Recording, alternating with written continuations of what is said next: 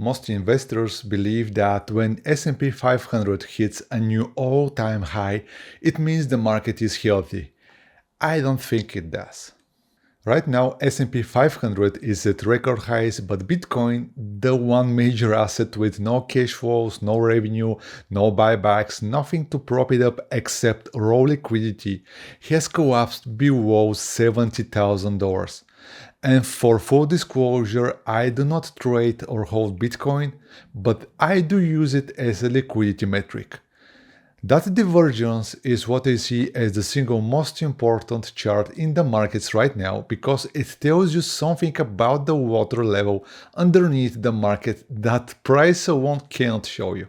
I've put together something exclusive for this video. I'm going to pull back the curtain and show you exactly what's happening beneath the surface, including a proprietary trading liquidity gauge I've never shared publicly, and one ratio that has historically aligned with every major market inflection point in the last 25 years. If you want to understand the structure of this market beyond headline prices, this video is for you. Let's start with liquidity. Think of it as the water level in a pool. When it drains, even the strongest swimmers struggle. Here is what I see happening that most people miss. When the Federal Reserve ended quantitative tightening in December 2025, they actually started buying again. So they launched $40 billion in monthly reserve management purchases. The balance sheet went from $6.5 trillion to roughly $6.7 trillion. In my view, that injection coincided with and likely contributed to the rally we've been watching, though markets are always multi-casual. But here is the critical part. The Federal Reserve is now scaling those purchases back from $40 billion down to $25 billion and projected to go to $10 billion. The tap is being turned down. Now I want to show you something I haven't shared publicly before. I built a custom liquidity indicator, the SPX Quant Liquidity Gauge. And I want to be clear, this is not just a volume-based indicator, it is built on real hard data combined from multiple macro sources to measure actual money flow. The blue line is current liquidity, the yellow line is where I think we are heading. When it drops below 50, liquidity is tight. Right now we are at 58, but look at the yellow line. Projected liquidity is declining. It is trending straight toward that danger zone. Months ago on this channel I warned you that silver was set to fall and equities were vulnerable, pointing directly to oil as the breakout trade to watch. All three of those scenarios played out exactly as mapped. This is what we do here. We spot the rotation before the crowd does. If you want the next play before it hits mainstream news, make sure you subscribe. And this is where it gets nuanced. There is second liquidity development most people have missed entirely. On April 1st, US regulators recalibrated something called the Enhanced Supplementary Leverage Ratio, the ESLR. This is the rule that limits how many assets big banks can hold relative to their capital. The old rule treated every asset the same. Treasuries, corporate loans, subprime, all counted equally against the leverage cap. The new rule lowers that cap from 5% to as low as 3.5%. And here is what that unlocks. US banks can now hold up to $3 trillion more in treasuries.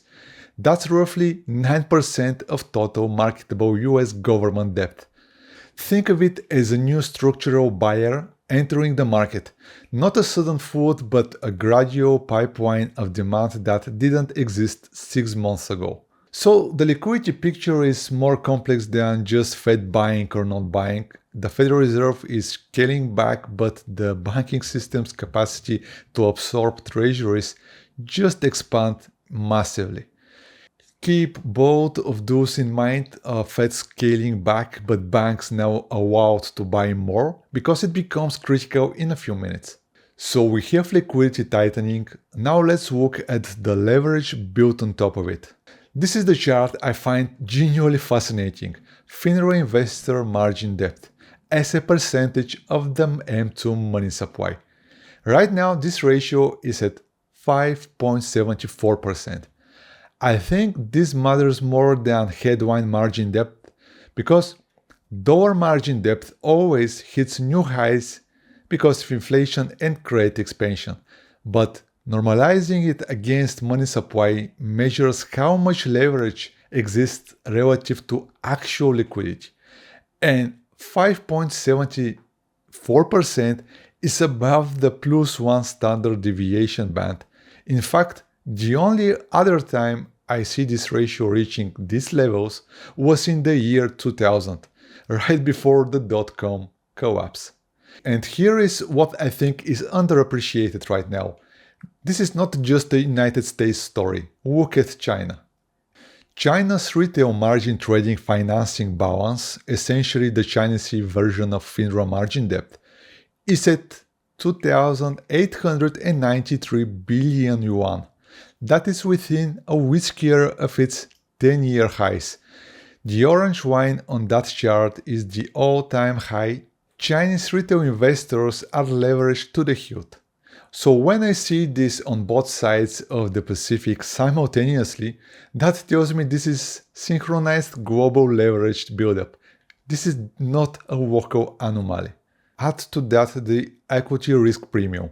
The S&P 500 earnings yield is around 3.3%. The 10-year treasury yields approximately 4.4%. That means, on yield basis, you are currently receiving less from stocks than from government bonds.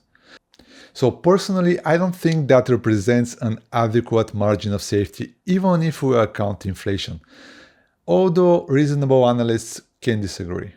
So liquidity is shrinking and leverage is historically high, but what are the insiders doing?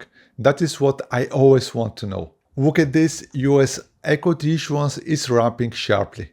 Companies are selling stock into this rally at the highest clip since 2021. And we have a wave of mega IPOs coming. According to publicly reported figures, Google has announced plans to commit $80 billion to AI infrastructure. And across the markets broadly, equity issuance is surging. So when corporations raise capital by selling equity into all-time highs, whatever the stated purpose, I think that's information that is worth waiting. And it's not just supply while the indices climb. Median single stock short interest in the S&P 500 is actually increasing. That means more professional market participants are placing hedges against individual stocks even as the broad index rises. This is an internal divergence that I find telling. Because when you look under the hood, it's a one-engine plane. The IT sector is up 24.7% relative to the index. Consumer discretionary is down 4.9%. I think that is a 30-point divergence that shows exactly how narrow this market has become. And that brings me to the AI theme. Here is the mistake I see most frequently: believing the hype without verifying the return on investment. A recent Bain survey found that 40% of large enterprises reported AI cost savings of 10% or less. Fewer than 1% report significant returns. Yet the semiconductor index is at its most stretched valuation since 2000. And hedge fund gross exposure to tech is at 5-year high. To me, this looks like a market price for perfection in an environment where productivity gains are stalling.